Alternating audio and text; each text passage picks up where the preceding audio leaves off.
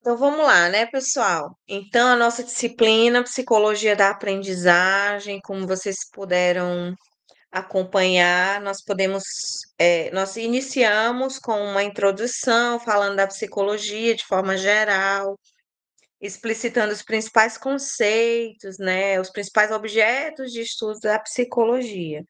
A psicologia ela não tem apenas um objeto de estudo, a psicologia tem vários objetos de estudo, né? A gente pode falar que o comportamento é um objeto de estudo da psicologia, a gente pode falar que a subjetividade é um objeto de estudo da psicologia, que mais? O inconsciente também existem vários objetos de estudo da psicologia, certo? Deixa eu ver aqui como que eu faço para ir passando os slides para vocês.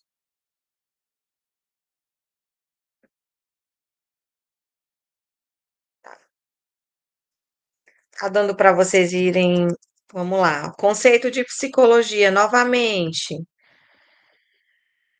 Conceito de psicologia, psicologia, psique, mente, logia, estudo, né? Então, psicologia significa o estudo da alma, o estudo da mente, o estudo dos processos psicológicos básicos, como eu falei para vocês, memória, atenção, raciocínio, linguagem, percepção, são os processos psicológicos estudados pela psicologia, né?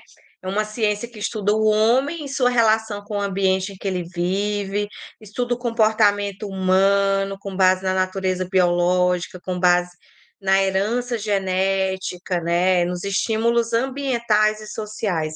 Então, a psicologia ela vai trazer o estudo do comportamento humano a partir da interação com o meio, né, a partir da natureza biológica que nós possuímos, né? Então, a psicologia estuda o comportamento humano e a sua relação com o ambiente, certo? Que mais? Vamos aqui adiante.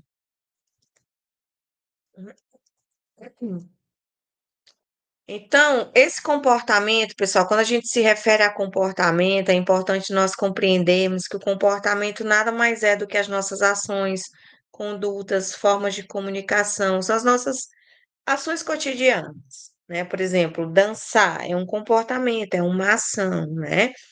Que mais? Cantar, eh, varrer, estudar, são comportamentos, são ações cotidianas que envolvem os nossos processos mentais. Lembrar, memória, perceber, percepção, raciocínio, sonho, desejo, fantasia. Todos esses processos psicológicos, eles estão compreendidos, né, pela psicologia, né? São objetos de estudos estudados pela psicologia. E a psicologia abrange, né, uma imensidão de áreas: psicologia da educação, psicologia do trabalho, jurídica, psicologia clínica. Existe uma série de áreas compreendidas, estudadas pela psicologia. Então, a gente pode observar que a psicologia é uma ciência que vem de um método científico, parte de um método científico, tá? Que estuda fenômenos, que estuda objetos, tá? Fenômenos naturais, através de uma observação controlada, sistematizada de dados sobre os temas, investigação, né? Então, os comportamentos observáveis são estudados pela psicologia, uma ciência que tem, que é baseada em evidências, que tem teses, teorias, produtos científicos, né? Não é algo transcendental, espiritual, né? Não é parapsicologia, não é adivinhação, não é quiromancia, não. A psicologia ela parte de um pressuposto científico sistematizado, com uma linguagem rigorosa, com método, tá? E se consolida como ciência. O que mais que a gente tem? Quais são os pressupostos da psicologia? O nosso comportamento ele é moldado pela nossa herança cultural, nossas crenças, valores, costumes, tradições, a partir dos grupos sociais nos quais nós estamos inseridos, tá? Nós partimos também dessa hereditariedade. A, a, a, no- a nossa carga genética, o nosso componente genético, né? Que a gente chama de personalidade, interage com o meio, com a nossa subjetividade. Os nossos processos subjetivos, eles são é, é, integrados ao meio em que nós vivemos, né? Nós temos as nossas tendências genéticas, nós nascemos com um arcabouço genético e nós temos as condições do ambiente, os processos subjetivos, né, que acontecem nessa interação com o meio ambiente, certo? Vamos lá. Nossa experiência do mundo ela é subjetiva, cada um constrói uma visão de mundo a partir do seu ponto de vista, claro, a partir da interação que nós exercemos no meio em que nós estamos inseridos, tá? Pessoal, vocês viram que a gente falou muito nessas aulas sobre o behaviorismo. Nunca esqueçam dessa corrente, dessa abordagem teórica. O behaviorismo vem de behavior, que significa comportamento. É um método que estuda o comportamento humano, né? Inicialmente foi proposto por Ivan Pavlov, por Frederick Skinner, né? Nós tivemos aqui John Watson, que foram teóricos que iniciaram o estudo do comportamento humano, da análise do comportamento, partindo do behaviorismo, né? Que estuda essa relação do indivíduo com o ambiente em que ele está, né? Um estímulo que desencadeia uma resposta. Então, o comportamento é um objeto observável, mensurável, que pode ser reproduzido em diferentes condições e ambientes. Então, a psicologia ela traz essa perspectiva da observação, né? Um comportamento observável, né? Observável. Falei para vocês da caixa de Skinner, trouxe o experimento do ratinho, né? Que o Skinner ele propunha experimentos em que o rato, ao explorar o ambiente, ele aprendia que ao apertar a alavanca caíam gotículas de água que eram capazes de matar sua sede, né? A partir de um certo momento, o Skinner passou a dar choques no rato quando o rato apertava a alavanca. Então, assim, o rato aprendeu que apertando a alavanca tinha água, tinha recompensa, tinha água para beber. Mas a partir de um certo momento também ele aprendeu que se ele apertasse a alavanca, ele ia passar a tomar choques, né? Ou seja, ele já não passou a receber reforço positivo, ele passou a receber punição, tá? Que é diferente do reforço negativo que eu expliquei também nas nossas aulas. Então, pessoal, a aprendizagem, ela se dá por esquemas de reforçamento, né? Você tem estímulos que desencadeiam uma resposta. A gente cita muito o exemplo da criança que tirou nota boa. Quando o pai, a mãe reforça esse estímulo com elogios, com presentes,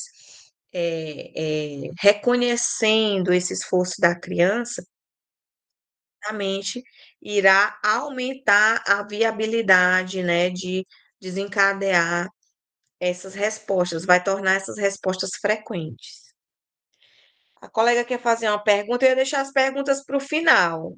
Você quer fazer logo? É, Depois a gente... professora, é só um comentário. É como aquela criança que aqui na roça, quando a gente tinha uma vela ou uma lamparina acesa, e ele ficava tentando colocar o dedinho, e a gente fala, não, menino, vai te queimar. Enquanto ele não sente que o dedo queima, depois ele não coloca mais, né? É esse estímulo que a senhora está dando o exemplo. esse aí já é o comportamento respondente. Esse é o seguinte: quando nós tocamos uma panela quente, a gente imediatamente tira. Por quê? Porque tem um comportamento reflexo involuntário, fisiológico. Esse é o comportamento respondente, ele independe da nossa vontade. Peguei na panela quente, tirei imediatamente. Quando o médico coloca aquele martelinho no nosso joelho, que a nossa perna levanta, imediatamente, estímulo-resposta. Quando nós sentimos frio, que o nosso corpo arrepia, comportamento respondente. Por quê? Porque nós não controlamos o arrepio quando a gente sente frio. É algo fisiológico, da nossa biologia. Não depende, eu não consigo controlar isso. Comportamento respondente, ou chamado também de comportamento reflexo. Ponto. O comportamento operante é o comportamento aprendido. Eu aprendo que eu aprendo que se eu não estudar, eu vou tirar nota baixa. Eu aprendo a dançar, eu aprendo fazer amizades, eu aprendo a respeitar os meus pais. Isso é comportamento operante, aprendido, que depende da nossa vontade, que depende da nossa consciência. Então, pessoal, vocês têm que aprender os dois comportamentos: o operante, que é o que é aprendido, e o respondente, que é o reflexo, que ele independe da nossa vontade. Arrepio do frio, tocar uma panela quente que a gente tira imediatamente. Tem gente que só em ouvir o barulhinho do dentista, a caneta do dentista, já começa a sentir dor, certo? Independe da nossa vontade, é involuntário o respondente e o reflexo. Agora, quando eu falo de comportamento operante, é um comportamento que eu aprendi. Aprendi a escovar os dentes, aprendi eh, o conteúdo da escola, aprendi a tomar banho, aprendi a vestir roupa. Isso tudo é comportamento aprendido, é operante, certo? Está compreendido a diferença entre os dois tipos de comportamento? Um nós aprendemos, o outro é reflexo, é biológico, certo? Esse exemplo que a colega citou, a questão de você tocar na lamparina. Quando você pega na lamparina quente, você tira imediatamente, respondente. Mas também a mãe pode ensinar para a criança o seguinte: olha, se você tocar nessa lamparina quente, você vai queimar a sua mão. Então a criança aprende, operante, aprendeu. Só que ela vai lá e testa. Ela diz, não, eu quero saber se é verdade mesmo. Aí quando ela toca na mão, ela tira, certo? Reflexo. Então você veja, ela aprende que se tocar na lamparina queima a mão e ela vai lá, faz isso e tira a mão quando pega no fogo. Respondente. Então a gente tem os dois comportamentos, certo? Muito bem. Pessoal, no final a gente faz um bloco de perguntas, anotem as perguntas que eu respondo ao final, certo? Acho que é melhor a gente fazer os blocos de perguntas, porque aí eu faço um apanhado geral do conteúdo e a gente finaliza, tá? Então, pessoal, e aí a gente tem os tipos de reforços. Reforço positivo, que incentiva o comportamento desejado, contribui para uma recompensa, e o reforço negativo, que reduz ou elimina a probabilidade de uma resposta. Vamos lá, acabei de dar o exemplo para vocês de quando uma criança ela tira nota boa. Tirou 10, 9 na escola. O pai e a mãe vai lá e, nossa, que legal! Parabéns, você tirou nota boa, né? Então, os pais reforçam esse comportamento de uma forma positiva, através do elogio, um abraço, né? Vejam, quando a criança está aprendendo a falar, os pais, quando ela fala uma palavra, os pais, não, Nossa, parabéns, você aprendeu a falar essa palavra, né? Aplaudem, abraçam a criança. Então a criança vê isso de uma forma positiva. É um reforço positivo. E o reforço negativo, ele diminui a probabilidade de uma resposta, né? Por exemplo, a criança tirou nota baixa, os pais vão lá, dialogam, explicam, ficam chateados porque a criança tirou nota baixa, né? Então, esse reforço negativo, ele elimina a probabilidade de uma resposta acontecer, tá? E a extinção é quando o comportamento ele é extinto, né? Ele deixa de ser reforçado, então ele tende a ser extinto, certo? Vamos ver um exemplo que a gente poderia dar de uma extinção, né? O indivíduo que foi multado várias vezes por avançar o sinal vermelho, né? Chega um ponto que ele já foi multado tantas vezes que ele para de avançar o sinal vermelho para não ter que pagar mais multas e multas e multas. Então, ele extingue esse comportamento porque ele sofreu, né, punição, né? Punição, tá? Que é diferente do reforço negativo, certo? Então, isso é a extinção que tende a reduzir a ocorrência de um comportamento.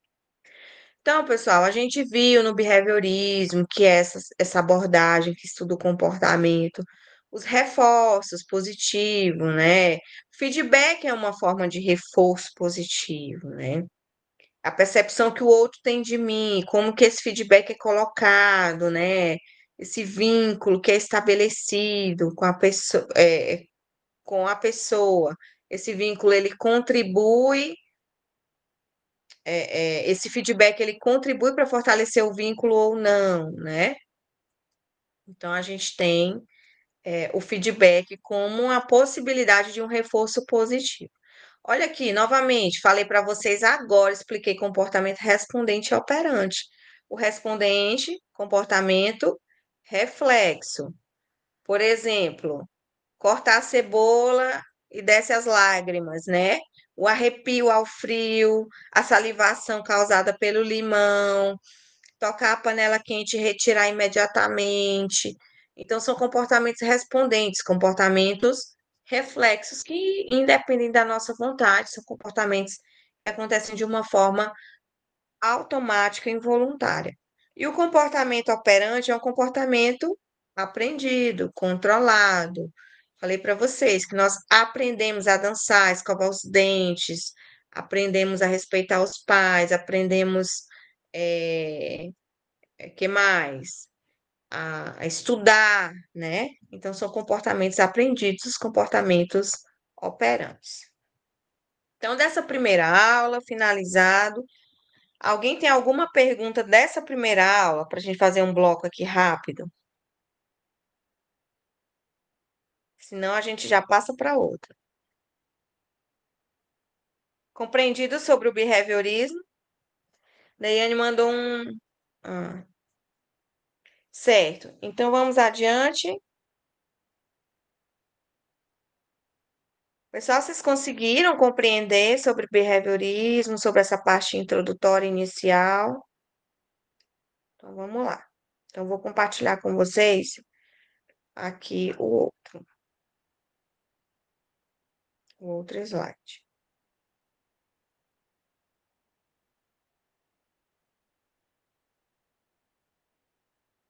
No final desse bloco, vocês podem fazer as perguntas também, tá? Então, pessoal, na nossa aula seguinte, a gente trouxe essa introdução da psicologia da aprendizagem, né? Introdução ao estudo da psicologia da aprendizagem. Nós trouxemos algumas teorias, né, que tratam de toda essa evolução histórica da aprendizagem. Antigamente, vocês viram que a aprendizagem ela se resumia a essa questão do decoreba, né? Decorar, decorar, decorar. Era uma forma muito mecanicista de se aprender né? O conhecimento. Era uma forma muito mecanicista. Então, o que que aconteceu? Foi modificada essa forma de aprendizagem, né? A gente sai desse método catequético, né? De fazer eco, decoreba, com as respostas prontas, tal qual estava no livro, para um método mais reflexivo, onde o aluno ele é o protagonista da aprendizagem, né? Onde o aluno ele consegue exercer esse nível de criticidade, desenvolver a reflexão. Então a gente sai desse método mecanicista, decoreba, catequético, com respostas prontas e adentramos o método onde o aluno é o protagonista, desenvolve seu processo reflexivo, crítico, né, autônomo nesse processo de aprendizagem, tá? Então, nós saímos desse método mecânico para um método reflexivo, tá? Vamos ver aqui, por exemplo, deixa eu ver aqui. A gente trouxe para vocês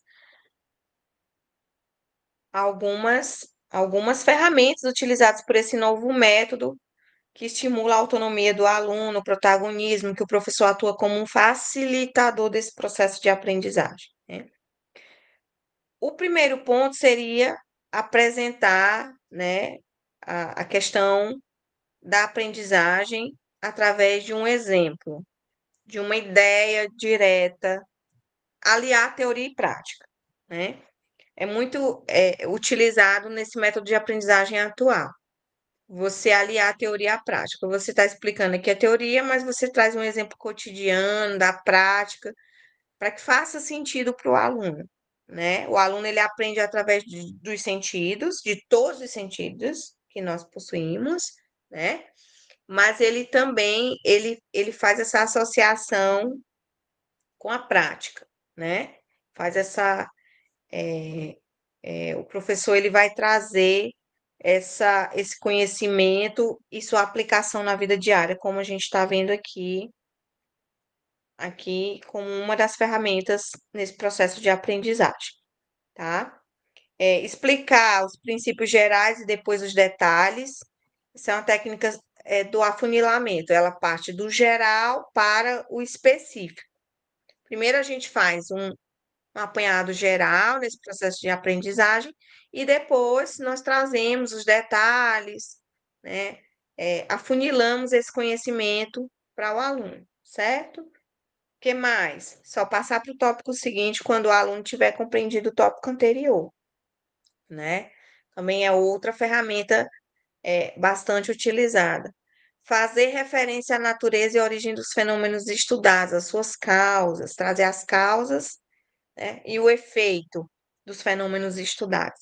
Então, estas são ferramentas que se compreendem dentro desse processo de aprendizagem, principalmente, volto a repetir, esse processo de aprendizagem autônomo, onde o aluno é o protagonista, o professor é o facilitador, se desenvolve essa emancipação do aluno, e aí a gente faz o link com a teoria do Paulo Freire, né, dentro desse processo reflexivo de aprendizagem. O aluno, ele contextualiza, né, o assunto, ele faz essa ligação com a prática, né? Não é algo isolado, fragmentado. O conhecimento ele não é fragmentado, isolado. Ele é contextualizado, tá? É um conhecimento que ele consegue conversar com várias áreas. Um conhecimento interdisciplinar, né? É um conhecimento que vai linkando com vários outros conhecimentos, certo? Então a gente sai desse modelo antigo, que era um modelo mais fragmentado, isolado, mecânico, para esse modelo mais autônomo, crítico, reflexivo, tá? O que mais que a gente pode falar? Trouxe para vocês as múltiplas inteligências do Howard Gardner, né? O Gardner ele fala das múltiplas inteligências, o indivíduo ele tem várias inteligências. tá? Antigamente, se resumia as pessoas aos testes de QI, né? Quem tinha o QI acima, quem tinha o QI abaixo. Alfred Binet trouxe essas escalas de QI no século XX, né? Para mensurar quem eram as pessoas que tinham o QI acima, elevado, e essa mensuração era feita para poder selecionar quem estaria apto para o mercado de trabalho e excluir, segregar, né, as pessoas que não tinham esse QI dentro desse score aceitável para classificar esses indivíduos como aptos para o trabalho. Então, o Gardner vai dizer: olha, todos nós temos múltiplas inteligências, né? Tem pessoas que possuem inteligências mais dentro de uma perspectiva linguística, de leitura, de escrita. Tem outros que a sua inteligência ela é bem desenvolvida nessa questão do raciocínio lógico matemático, né? Tem outras pessoas que vão trazer a questão da inteligência sinestésica, movimento, esporte, né, corpo, essa parte de, né, esportiva, é uma inteligência sinestésica, corporal, movimento, esporte, né? Outra, inteligência espacial, né, corporal sinestésica, eu falei, a espacial, que é o indivíduo que ele vai compreender mais essa questão de espaço, percepção visual, os objetos no espaço, projeção, imagens, muito ligada à questão da arquitetura, navegadores, tá? O que mais que a gente tem de inteligência que o Gardner trouxe para nós? Interpessoal, questão muito falado hoje, inteligência emocional, né? Você aprender a lidar com os indivíduos, a questão de você desenvolver essa empatia, né? Essa compreensão do outro, essa relação é, é, compreensiva com o outro, relação interpessoal, tá? Intrapessoal, né? Que é a inteligência ligada ao autoconhecimento, tá? Como que o indivíduo ele se compreende, compreende seus pensamentos, sentimentos, tá? Inteligência interpessoal, inteligência musical. Tem pessoas que têm muita aptidão para desenvolvimento de inteligência musical, tá? Então vejam, a teoria do Gardner, ela é imprescindível para nós compreendermos que os indivíduos eles possuem várias inteligências. E aí, hoje, no âmbito da psicologia, a gente não tem um teste de QI. Não se trabalha mais com teste de QI. Nós temos escalas de inteligências. Escala Wechsler, tem várias escalas de inteligência que servem para mensurar esse construto que é a inteligência, né? Nós temos escalas de memória, de raciocínio, de inteligência, tem o TAT, que é o teste de apercepção temática, tem vários testes para mensurar as nossas, os nossos processos psicológicos e cognitivos também, tá? E até inteligências interpessoais. E aí, pessoal, quando a gente fala desse processo de aprendizagem, é importante nós também falarmos das dificuldades, né? Então, o indivíduo, existem pessoas que irão apresentar dificuldades de aprendizagem. Tem pessoas que terão muita facilidade, tá? Que não encontrarão dificuldades. Tem pessoas que estarão nessa questão mediana, mais mediana, tem dificuldades, mas consegue aprender bem. E tem pessoas que têm muita dificuldade de aprendizagem, né? Então, nós precisamos compreender esses indivíduos a partir dessas dificuldades que apresentam. E nós temos aí um rol de dificuldades de aprendizagem. Nós precisamos compreender o nosso aluno a partir dessas realidades que eles apresentam dentro das suas especificidades, né? Dentro das dificuldades que eles apresentam. Por exemplo, a gente tem um indivíduo que tem transtorno de espectro autista, muito inteligente, mas ele tem dificuldade na inteligência interpessoal que o Gardner fala, nas habilidades sociais. Então, é um indivíduo introspectivo, que não interage, que fica mais isolado, que tem dificuldade no contato com o outro, que tem dificuldade no contato visual, que tem dificuldade em verbalização. Então, veja, cognitivamente você tem um indivíduo que ele consegue dar conta do conteúdo, mas as habilidades sociais dele apresentam limitações, certo? Então, veja como a gente encontrou limitações nesse, nesse campo, né, das habilidades sociais. E aí nós temos uma série de dificuldades, né? Nós temos, por exemplo, TDAH, transtorno de déficit de atenção, pode vir só o TDA, o déficit de atenção, sem a hiperatividade, ou com a hiperatividade, ou só a hiperatividade, certo? Mas geralmente nós temos a hiperatividade acompanhada do déficit de atenção, certo? Nós temos os transtornos que eu trouxe para vocês, dislalia, descalculia, disartria, né? Tá aqui, dislexia, né? Que é um distúrbio. Eu não gosto muito dessa palavra distúrbio, né? É um transtorno de aprendizagem, onde o indivíduo ele tem essa dificuldade na questão da leitura, né? Muitas vezes há uma troca de sons, nesse momento da leitura, tá? Desgrafia, o aluno ele tem dificuldade na escrita, troca letras, né? Tem muitos erros de ortografia, troca o S por Z, deixa eu ver qual é as outras letras, o P por B, por T, certo? Então, desgrafia, erros de ortografia, troca, omite, acrescenta, inverte letras. Descalculia mais relacionado à matemática, dificuldade de classificar, de organizar, de realizar operações matemáticas. E a dislalia, dificuldade na fala. Então, estes são alguns dos exemplos que a gente citou para vocês, né? Desortografia, questão da ortografia, né? Geralmente está associada à dislexia. O indivíduo ele tem dificuldade em concatenar orações, organizar uma frase com a outra, estabelecer uma sequência lógica dentro de um raciocínio, certo? Falei aqui para vocês do TDAH, tem uma série de dificuldades de aprendizagem, né, que o indivíduo apresenta, dificuldade de leitura, de escrita, e por aí vai, tá?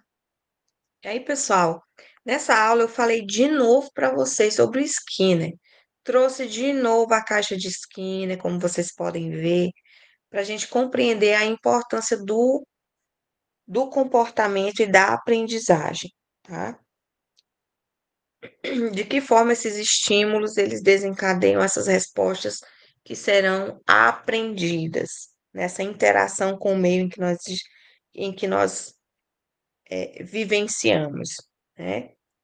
Falamos novamente da caixa de Skinner, falamos de punição, né? Como a punição afeta o nosso comportamento, né? A punição,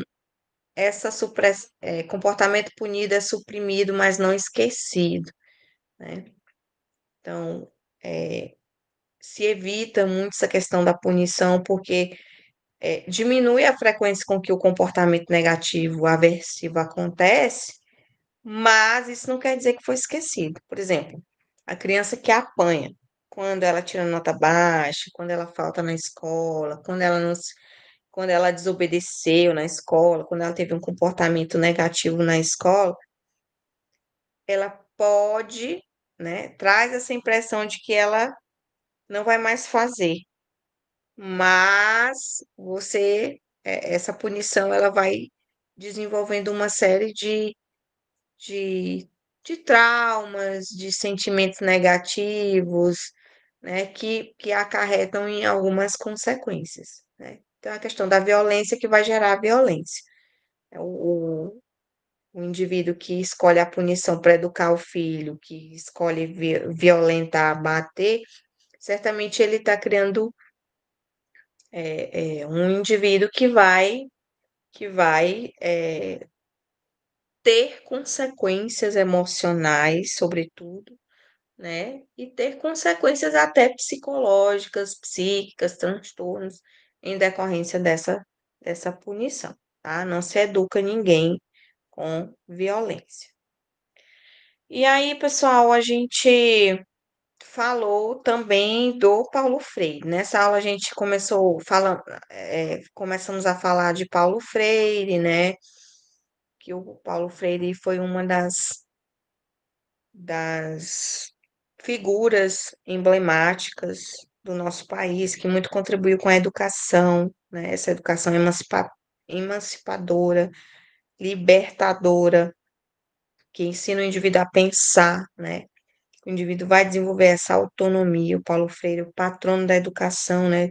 Trouxe muitos estudos dentro da área da educação de jovens e adultos, né? Dentro dessa perspectiva de que a aprendizagem ela precisa estar é, ligada à realidade do indivíduo, né? Paulo Freire ele trouxe como palavras, né? Quando ele estava ensinando os alunos, palavras que faziam parte do cotidiano dos alunos, né? Enxada, tijolo, milho, né? Que remetiam àquele contexto em que os alunos estavam inseridos, esse contexto rural, agrário, né? Então, Paulo Freire foi essa figura, né, que trouxe essa sensibilidade ao alfabetizar e politizar os alunos nesse processo de ensino-aprendizagem, né? Aqui o exemplo para vocês das palavras que ele trouxe: cimento, tijolo, vassoura, enxada, terra, colheita. Então, Paulo Freire ele trazia essas palavras a partir desse repertório que os Professora indivíduos. saiu. Oi, Não está não falando deu. nada. Não, opa, Agora sim, voltou. voltou, né? Obrigada. Eu acho que quando eu estava, inclusive, ministrando nessa aula, parou os slides, não passou, né, pessoal? Não foi passando conforme eu ia falando. Aí depois, para eu gravar tudo de novo, eu acabei que postei para vocês a aula sem passar os slides. Então, pessoal, o Paulo Freire ele vai trazer essa contextualização com a realidade dos alunos, né? O aluno ele contextualiza a aprendizagem dele a partir da realidade em que ele está inserido. E o Paulo Freire ele vai dizer, né, que a leitura de mundo antecede a leitura da palavra. Então, primeiro os indivíduos eles leem o mundo para poder ler, desenvolver essa aprendizagem mais conteudista, didática, né, que nós encontramos nos currículos, certo? Que mais? Vamos ver aqui o que mais que a gente tem aqui de Paulo Freire. Vamos ver se passou. O Paulo Freire ele trouxe muito essa educação libertária, né? Paulo Freire fez esses enfrentamentos na época da ditadura militar, trouxe muito essa questão que afetava as classes mais populares, né? Em sua obra Pedagogia do Oprimido, ele vai trazer muito essa questão de como os indivíduos eles socialmente se encontravam oprimidos, né? Eu ia falar para vocês da educação bancária, que ele criticou essa educação bancária de simplesmente depositar, depositar, depositar conteúdo no aluno, sem estimular o pensamento crítico reflexivo do aluno, né? Então, Paulo Freire ele vai estimular esse desenvolvimento da autonomia, essa consciência social, essa liberdade do indivíduo, a emancipação dos sujeitos no seu processo de ensino e aprendizagem, tá? Então, Paulo Freire fala, né, que me movo como educador porque primeiro me movo como gente.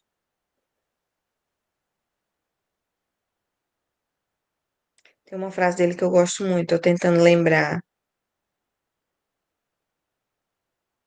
A educação não muda o mundo, a educação muda as pessoas mudam o mundo, né? Não é educar, né? Ele falava isso, que a educação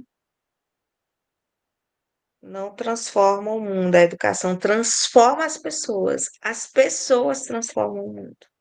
Essa é uma frase bastante conhecida do Paulo Freire. Ensinar não é transferir conhecimento, mas criar as possibilidades para a própria produção, a sua construção, né? A questão da construção do conhecimento, de ensinar o indivíduo a construir o próprio conhecimento, né? E não apenas absorver, eh, depositar, né? Esse conhecimento já pronto e acabado, tá? Daqui desse bloco, alguma dúvida, perguntas?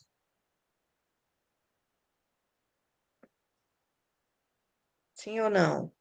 Desse bloco de aprendizagem. Vocês conseguiram ler os artigos? Tem um artigo do Paulo Freire que é muito bom, pessoal, que fala desse processo de ensino-aprendizagem a partir da perspectiva do Paulo Freire, tá? Tem um outro artigo também que fala da perspectiva da aprendizagem segundo o Jean Piaget. Alguma pergunta? Nenhuma? Podemos ir adiante? Bem, então vamos agora para. Deixa eu ver aqui. Só estudar para a prova, tem alguém falando. A prova tá bem tranquila, pessoal. Eu não vou cobrar o básico de vocês, assim, que vocês precisam saber, né? Deixa eu ver aqui, perspectivas teóricas da aprendizagem.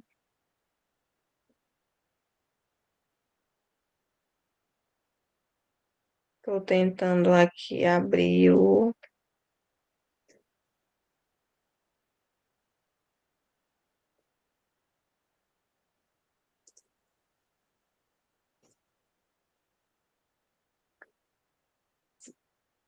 Alguém tem aquela. Vou tentar abrir aqui o conteúdo do Piaget. E sobre o Piaget, pessoal? Jean Piaget. Então, assim, né, compreendo que a gente estudou três teóricos desse processo de aprendizagem.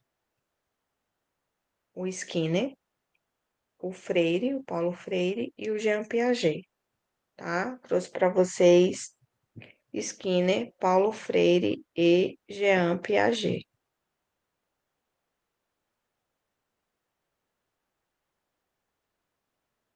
Vamos ver aqui. Quero compartilhar com vocês esse slide do Jean Piaget.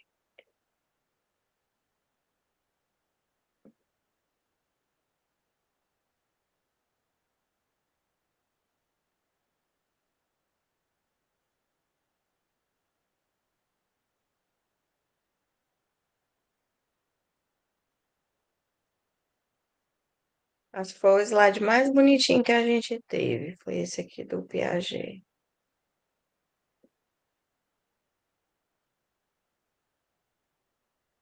Vou ver aqui para vocês.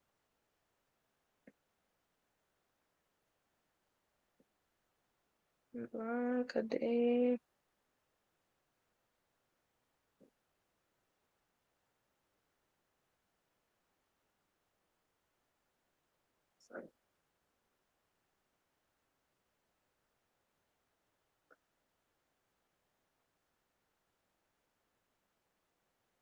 Tá,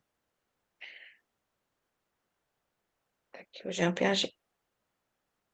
O que que é importante vocês saberem da psicologia da aprendizagem partindo da perspectiva de Jean Piaget, né? Vocês viram que o Piaget ele foi um biólogo, psicólogo, nasceu. Cadê, meu Deus? Ele se mudou aos 23 anos para Zurique, né, na Suíça. Piaget, pessoal, ele estudou principalmente psicologia infantil. Ele se aprofundou em psicologia infantil. Inclusive, ele foi bastante criticado porque ele fez experimentos com os próprios filhos, né? Ele impulsionou o desenvolvimento da teoria cognitiva, cognição, pensamento, né? Raciocínio. Então, o Piaget ele desenvolveu estudos ligados à psicologia infantil. O que é importante a gente saber dessa obra de Piaget? O Piaget ele fez uma divisão nos nossos estágios de desenvolvimento que tem a ver com o processo de ensino-aprendizagem. O que o Piaget diz? Olha, o indivíduo, para aprender, ele precisa tanto se desenvolver, ter essa maturação biológica, quanto essa interação com o meio social. Enquanto a gente tem o Vygotsky, que ele se aprofunda na questão social, a gente tem o Piaget que vai dar essa importância para o processo maturacionista biológico, certo? Então, o Jean Piaget ele vai trazer essa divisão. Isso aqui vocês têm que saber para a prova, tá? Os estágios operacionais do desenvolvimento, certo? Sensório motor, de 0 a 2 anos. Tem alguns teóricos que trazem de 0 a 3, tá? O estágio sensório-motor. Pessoal, é só vocês lembrar, sensório. A criança de 0 a 2 anos, ela é mais reflexo o comportamento dela. É algo mais instintivo, né? Instintivo, tá? E motor, tá desenvolvendo a parte motora. Primeiro engatinha, se arrasta, né? Depois começa a caminhar, né? Então, você vê que essa parte motora também está se desenvolvendo bastante nesse período, tá? Aí você tem o operatório, o pré-operatório de 3 a 7 anos, operações concretas de 7 a 11, que é quando essa aprendizagem ela acontece efetivamente, essa idade escolar, de 7 a 11. 11 anos, puberdade, 12 anos, inicia a adolescência, que é o período das operações formais, e vai até os 18 anos, certo? Então, vejam, é imprescindível nós compreendermos os estágios do desenvolvimento que o Jean Piaget vai trazer para nós, né? Ele trouxe essa caracterização a partir dessas faixas etárias, mas isso não quer dizer que é algo rígido, né, pessoal? Então, cada uma delas vai depender da natureza biológica, dos fatores educacionais, sociais do indivíduo. Não quer dizer que o indivíduo, ele é de 0 a 2 e pronto, e acabou. Não. Tem pessoas que irão, estar desenvolvendo o sensório motor de 0 a 3, de 0 a 2,5, de 0 a 1 ano e 9 meses, certo?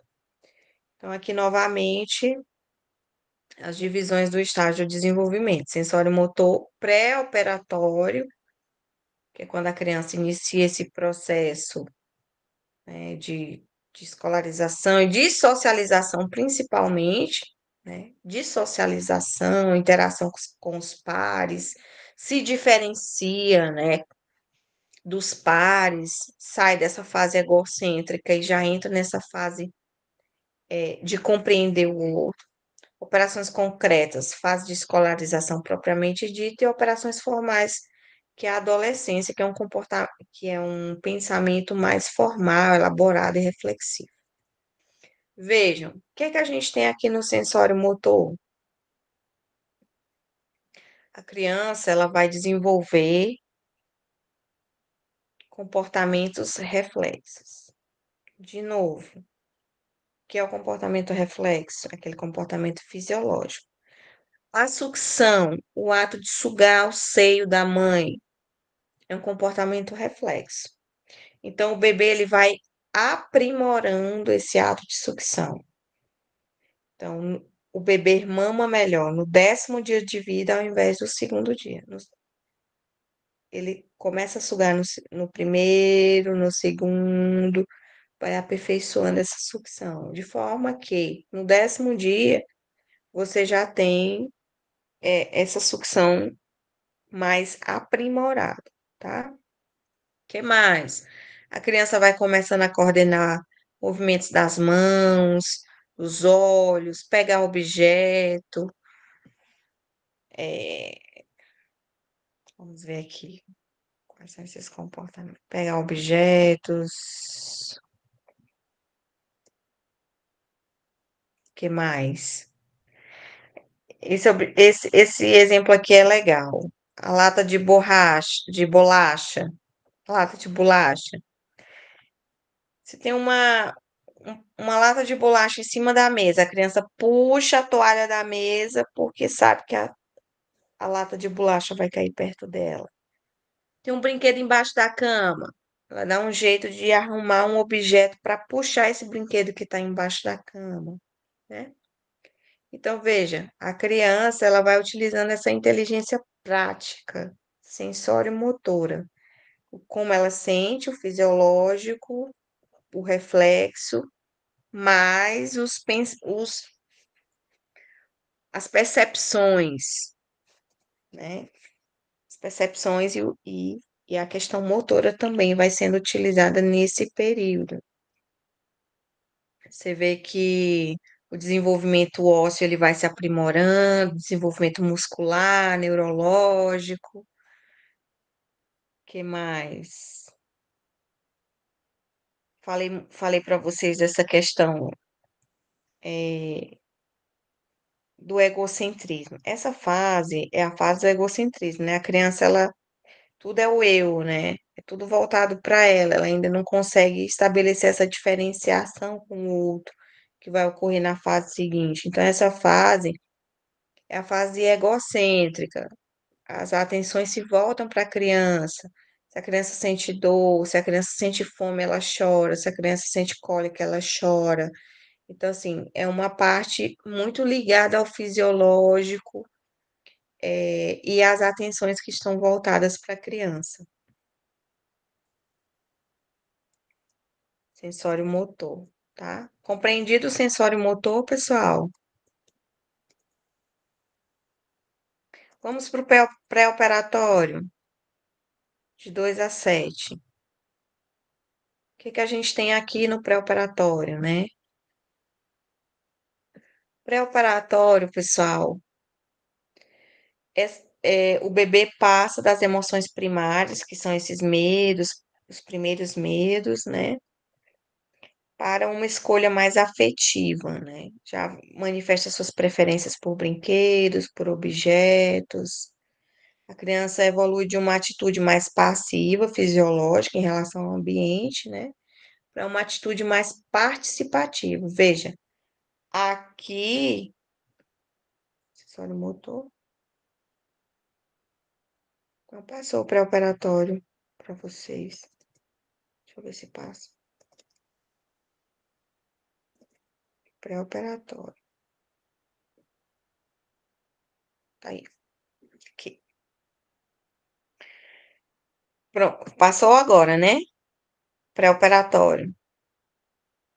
Ótimo. Então, aqui o que que vai acontecendo, né, pessoal? A linguagem ela já aparece. Você vê a criança com 2 anos, ela já fala. Você vê a criança com 2 anos que não fala, tem algum problema. Tem que ser avaliado, analisado, né? Então, 2 anos já começa a falar algumas palavras, né? O repertório de palavras já começa a aparecer, né? Que mais? A interação, essa comunicação, ela já vai aparecendo.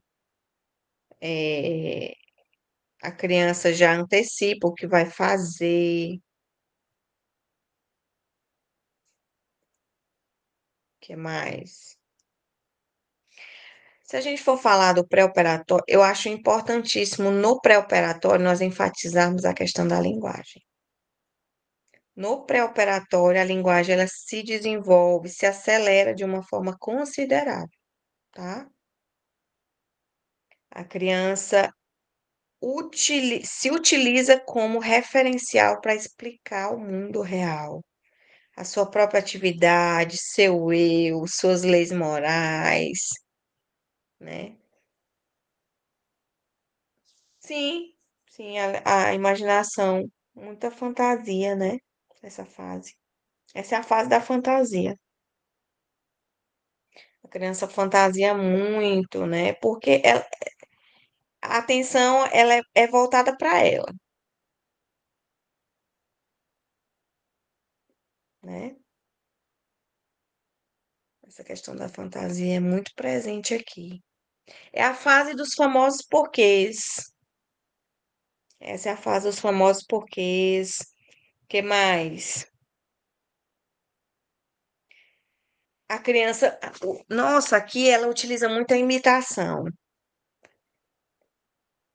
O repertório dela é usado de forma imitativa, questão do significado das palavras.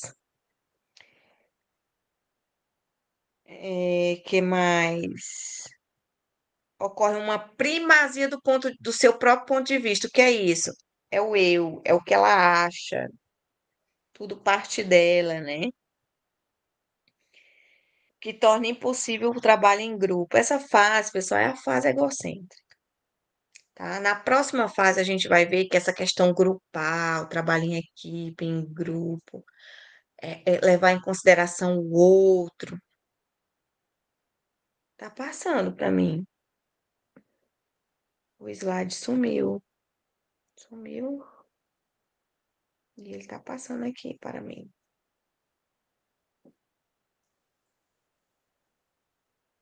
Vejam se passou para vocês. Pré-operatório.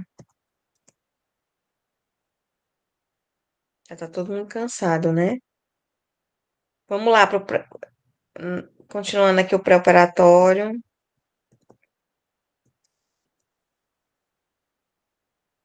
No aspecto afetivo surgem os sentimentos interindividuais, sendo que um dos mais relevantes é o respeito que a criança nutre pelos indivíduos.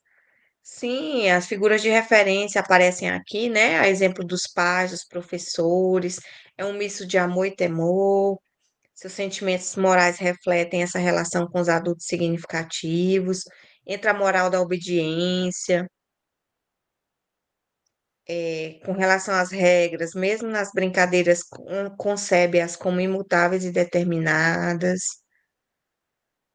Pessoal, por volta dos 6 anos, a criança já tem uma noção de certo e de errado, tá? Nessa fase aqui, finalzinho do pré-operatório, ela já compreende o que é certo e o que é errado, esse julgamento moral, né?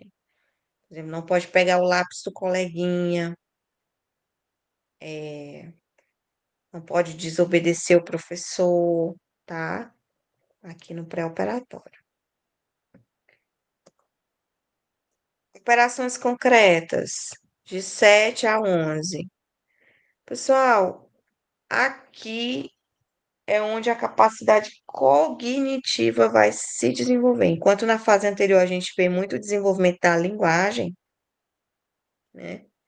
Aqui nas operações concretas é a questão cognitiva.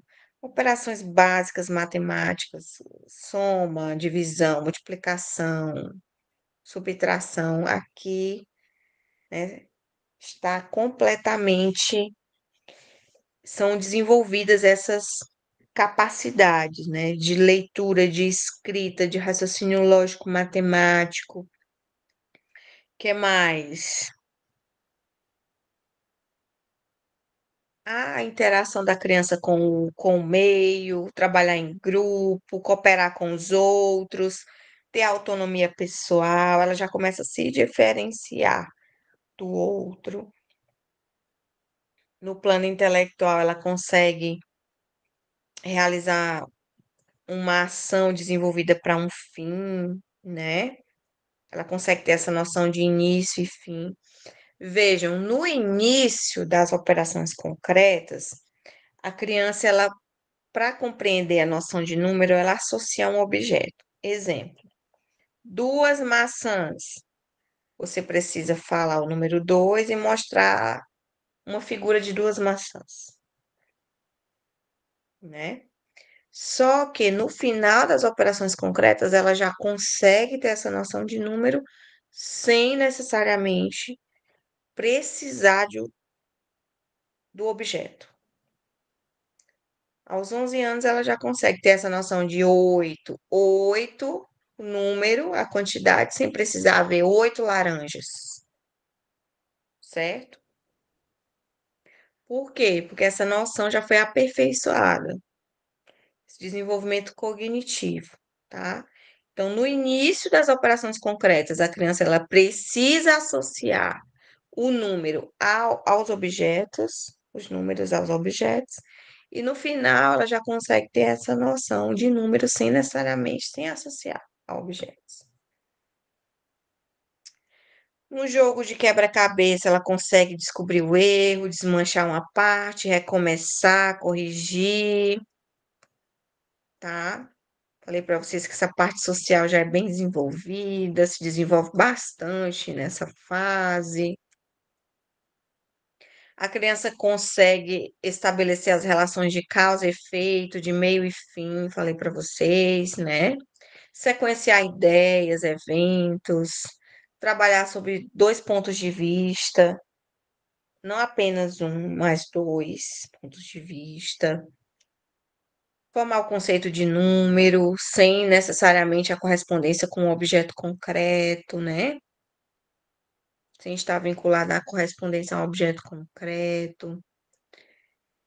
Ela já consegue ter essa noção de quantidade, de comprimento,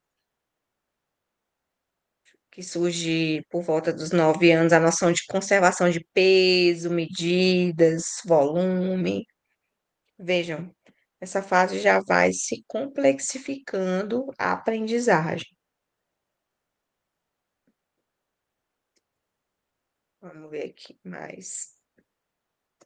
Tá acabando. Operações formais, pessoal. Nossa, eu gosto muito dessa fase. Esse é um público.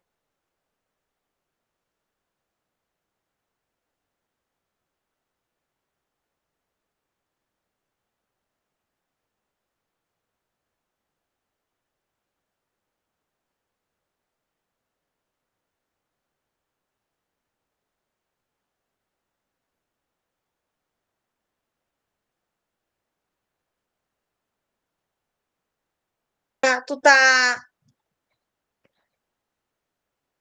Voltou, gente? Voltou? Voltou, né? Justamente falar da adolescência, que eu gosto tanto. Tão criticada a adolescência, né? Chamam até de aborrecência. Pessoal, a adolescência, o indivíduo ele nem é criança nem é adulto. Eu costumo dizer assim, a adolescência ela tá entre o indivíduo ele não tá na fase infantil, não é criança e nem é adulto ainda. É uma fase de transição da infância para a vida adulta.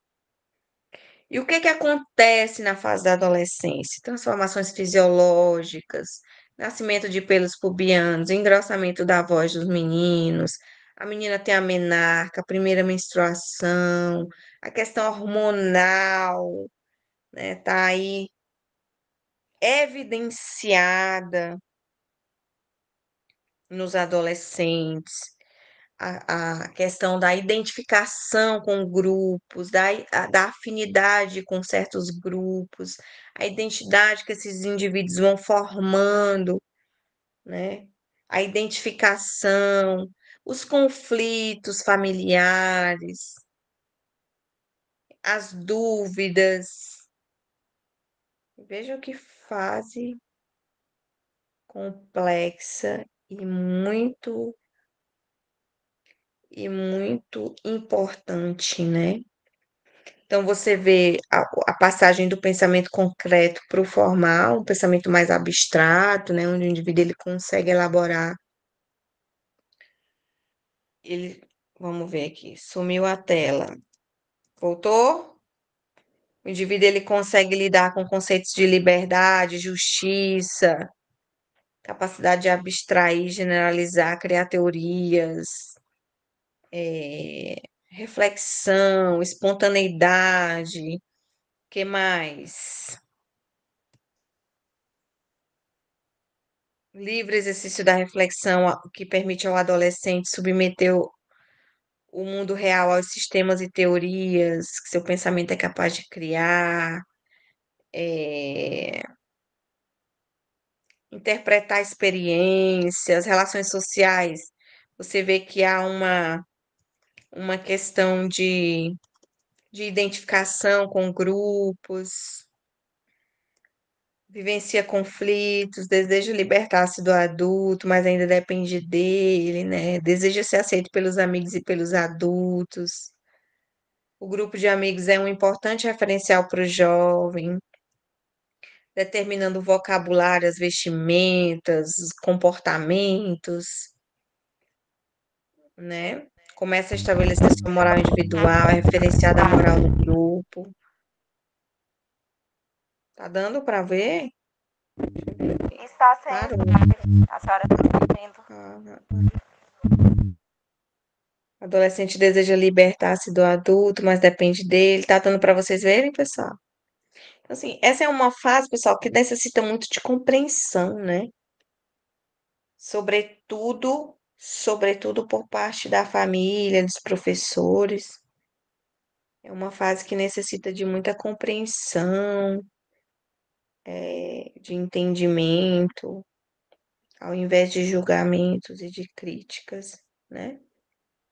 O adolescente ele quer falar, ele quer se expressar, ele quer, né, dizer o que ele precisa falar para o mundo, ele precisa se expressar, né? Expressar sua espontaneidade. Tem alguns adolescentes que são mais introvertidos, introspectivos, que se recolhem, né, no seu canto, enfim, tá? Acho que é isso dos estágios do Piaget, né? Vocês têm perguntas, dúvidas? A nossa disciplina ela tem muita teoria, né?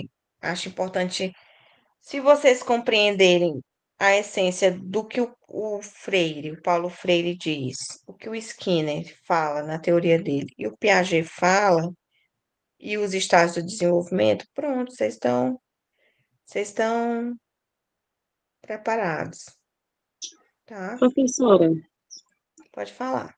é, o que Paulo Freire e Piaget têm em comum mesmo? Boa pergunta. Vamos ver os pontos de encontro entre eles. O Piaget, ele vai trazer muito essa importância do cognitivo, né? O que é isso? Das funções psíquicas, memória, raciocínio, atenção, pensamento, o biológico, que vai se maturando, que a gente vai crescendo e se desenvolvendo biologicamente na interação social. Quem perguntou foi a Diana, foi? Sim, Foi, aham. Mas o Piaget também, ele fala da importância do social, que o indivíduo, para se desenvolver, ele não precisa só do biológico, neurológico, tá? Ele precisa do social, da interação social,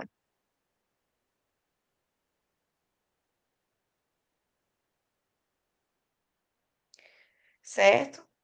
Então, pessoal, a gente precisa. Só um minutinho, porque tem uma pessoa aqui brincando com um cachorro e aí não tem como eu dar aula. Outra pessoa brinca com o cachorro.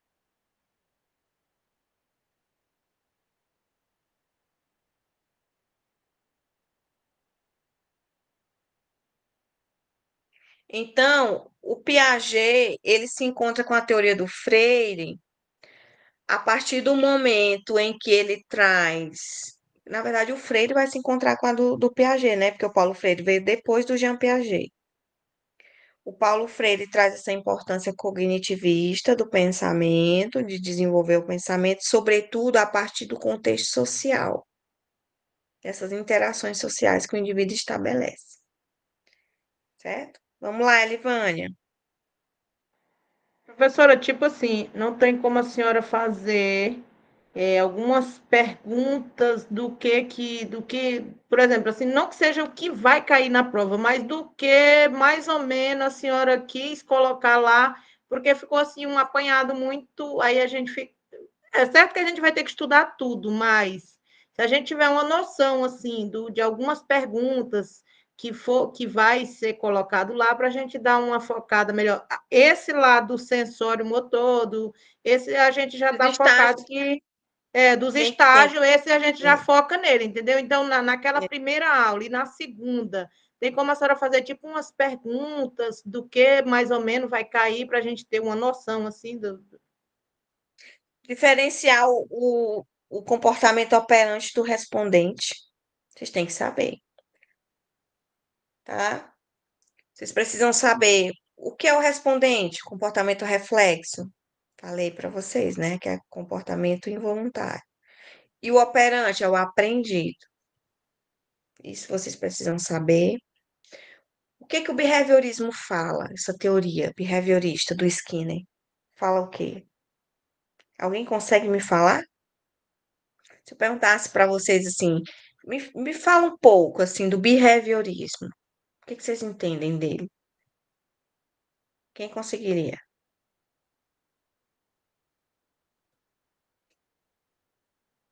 Eu não entendi, professora, sobre ele. Alguém Professora, entendeu? eu acho que tem muita coisa, Ó, não fixou bem para mim não, essa do behavior. não deu para entender o behaviorismo, Natalice? Primeiro, o behaviorismo estuda o quê?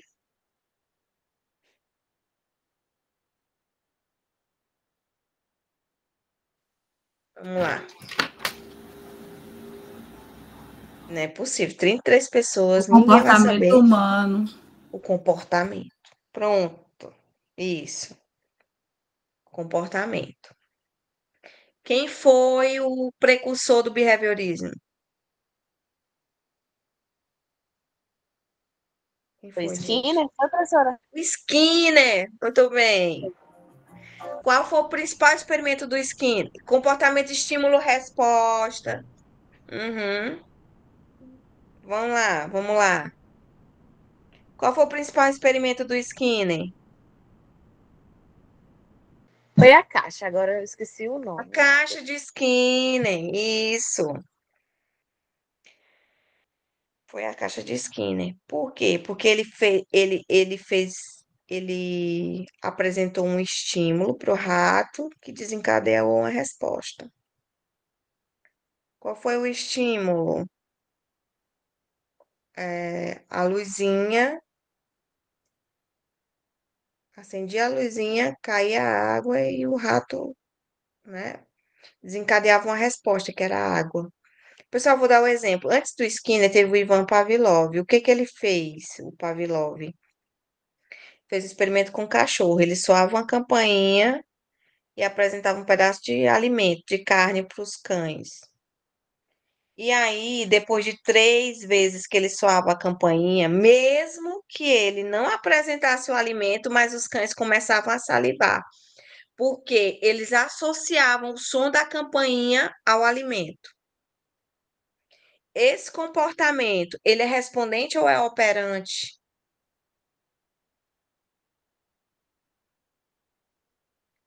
A salivação dos cães é operante ou é respondente? Operante. Por que que você acha que é? Porque foi aprendido. Aí tem gente falando que é respondente. A Laurinda acha que foi aprendido, ele aprendeu que o som traria um alimento para ele. E é respondente porque ele começou a salivar mesmo sem ver o alimento. É os dois. É respondente e operante. A salivação é automático. Muito bem, né, Yane? Muito bem. Salivação é automática. Viu?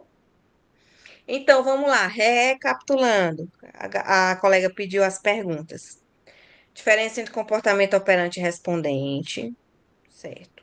Skinner, behaviorismo. Estímulo, Professora, resposta, behaviorismo.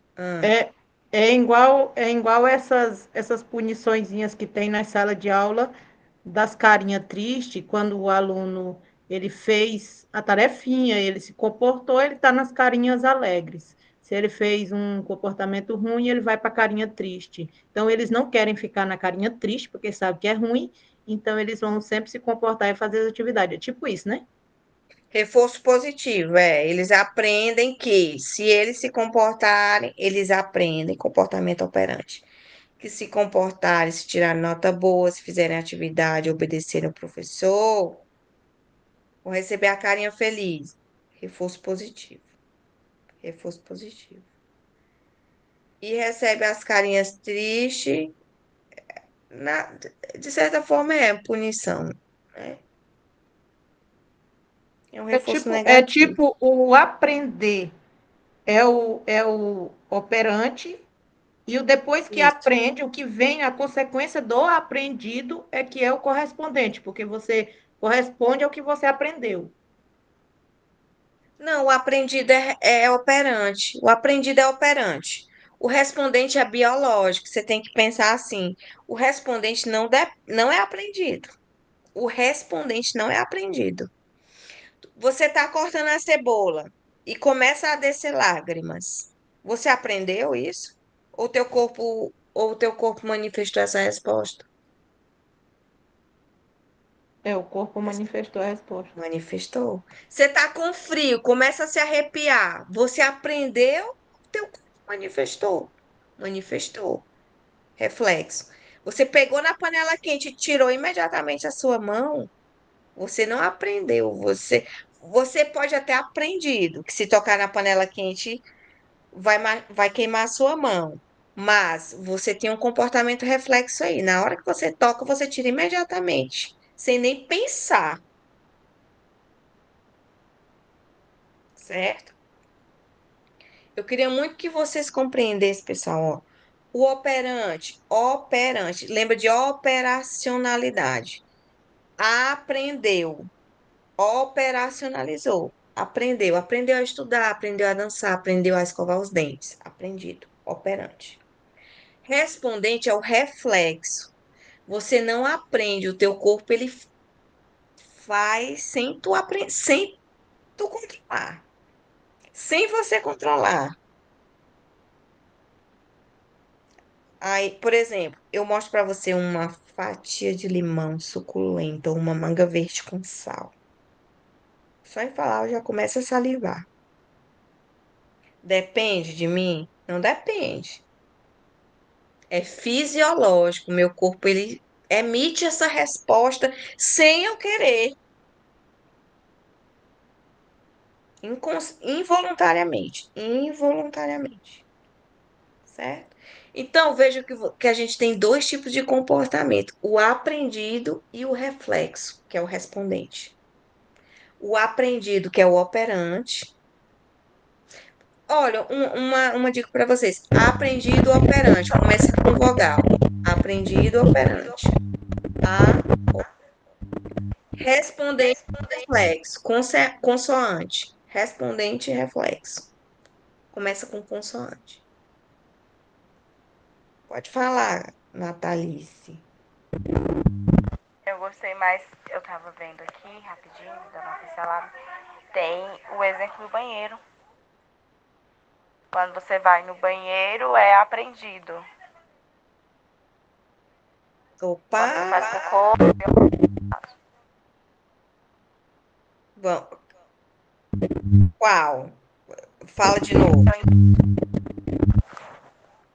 quando a gente aprende a ir no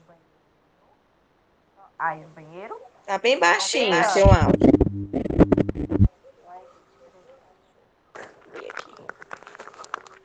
Queria ouvir a colega. Tá bem baixinho o seu áudio. oi? Pode falar. Eu quis dizer assim, quando a gente vai no banheiro, a gente vai ao banheiro, a gente aprendeu, quando a gente faz a necessidade, é o biológico, no caso.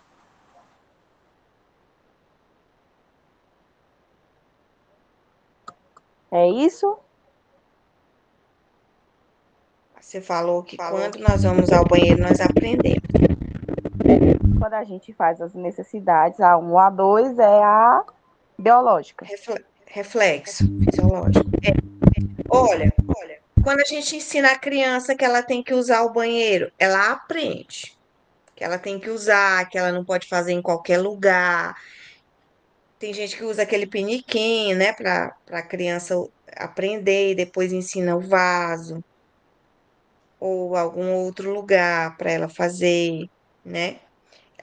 De forma que ela compreende que ela não pode fazer em qualquer lugar as necessidades. Aprendeu que tem que se dirigir ao banheiro para fazer as necessidades. Só que as necessidades em si, urinar e defecar, são reflexo, porque são fisiológicos. Não é verdade? São fisiológicos. Então, aprende que tem que ir ao banheiro, mas o que vem como consequência disso é fisiológico. É, bom exemplo. Eu tinha um outro exemplo.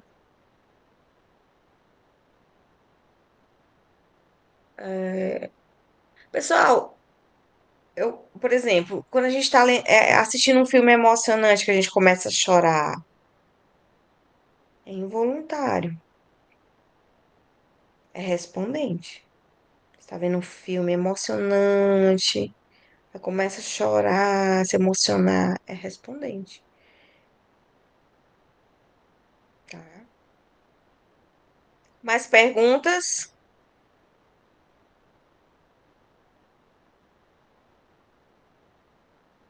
Perguntas. Gosto de perguntas.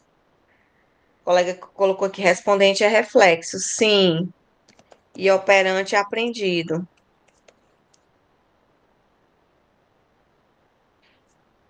Não vou colocar nada do Gardner, não, tá? Das inteligências múltiplas. Embora eu acho que vocês compreenderam muito.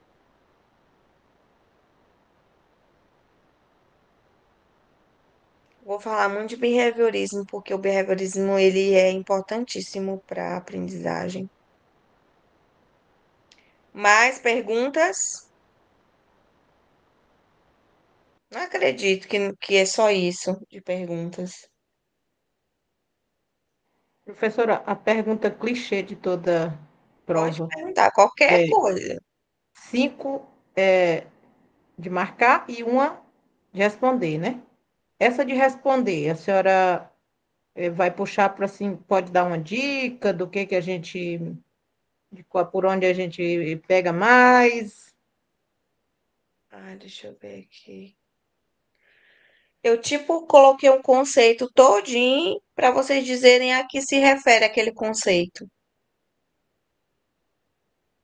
Se é o behaviorismo, ou se é de Piaget, ou se é. Aí, mulher, tu já dá a resposta aí da Não, minha. Aí, tu já. não, pois é, a senhora só quer saber quem foi o teórico daquele conceito que a senhora colocou, ou a senhora quer que a gente dê algum apanhado Teoria. lá? A Ah, teoria. entendi, era essa a dúvida. Olha, vocês vão perguntando até eu falar da prova todinha para vocês. É, Maida, olha que nome bonito. Maida. Professor, Pode professor, falar. eu não entendi muito, foi sobre o Skinner.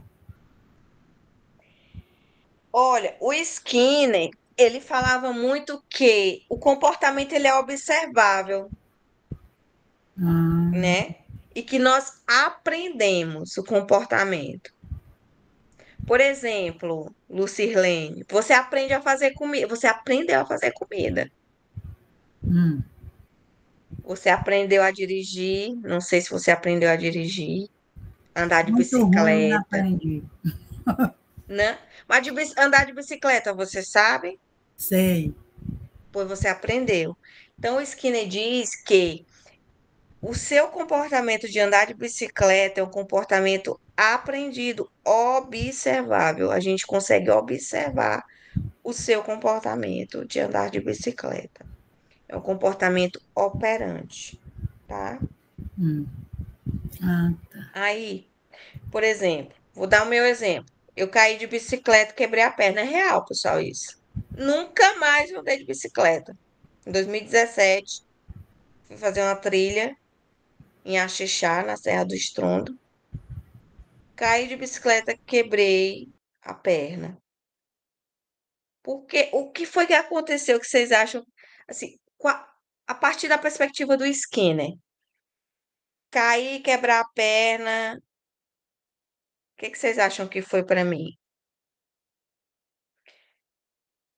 Que a senhora traumatizou por causa da queda, porque talvez foi um. Aqui tem uma senhora que aconteceu isso. Ela caiu de moto. Na moto dela estava aprendendo a andar, caiu de moto, quebrou o pé. Até ela conseguir andar de novo na moto foi luta, porque traumatizou. Ela quebrou, sentiu muita dor.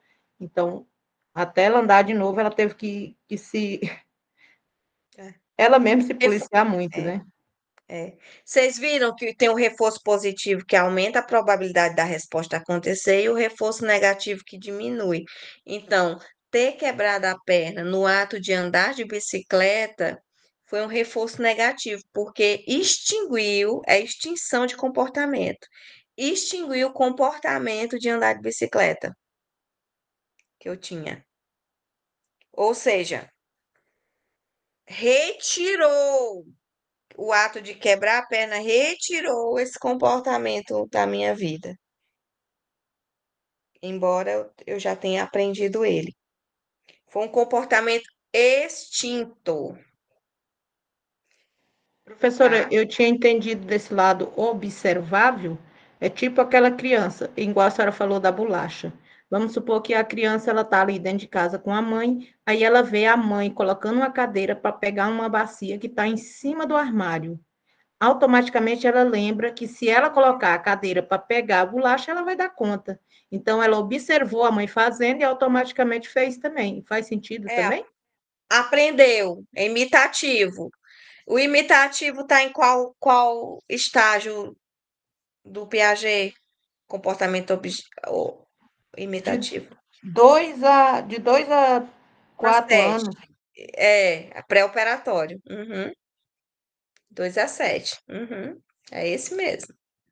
O imitativo, ela pega a cadeira, ela vê a mãe pegando a cadeira para subir, ela faz isso também. Aprende, imita, né? É isso mesmo.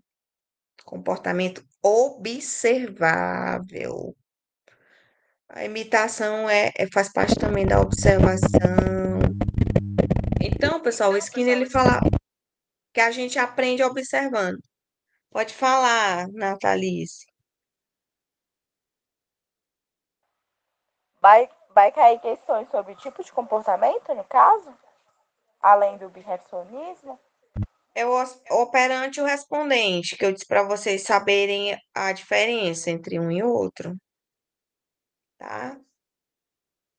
Pessoal, fiquem tranquilos, tá? Tá bem tranquila a avaliação, né? Acho que a gente precisa compreender o trivial, né? Não é algo assim, é, mirabolante, não, certo? Aprendam a essência, né? O essencial, o básico do Skinner, do Freire e do Piaget, tá? Mais alguma coisa? Podemos encerrar. Acho que Valcirene quer falar, pode falar, Valcirene. Boa noite, professora. Não, professora, é a questão da atividade que vale 2 pontos, que a senhora não postou ainda. A senhora vai postar depois da prova? Ah, tá. Você disse, eu já postei uma e falta outra. Pessoal, na aula passar, Eu não ministrei a aula passada, então a aula passada vai ficar essa atividade que eu vou passar para vocês. Vou passar um questionário para vocês, para fechar os 4 pontos, né? Já foi passada a síntese, certo? Eu vou passar esse questionário até para ajudar vocês como um estudo dirigido para a prova. Né? Pronto. Beleza, então. Melhor ainda. Obrigada. Amanhã eu posto, tá? Amanhã eu posto para vocês um questionário, um estudo dirigido com umas 5 perguntas, aí vocês respondem e estudam para a prova. Mais ou menos como vai estar a prova de vocês. Mais alguma pergunta?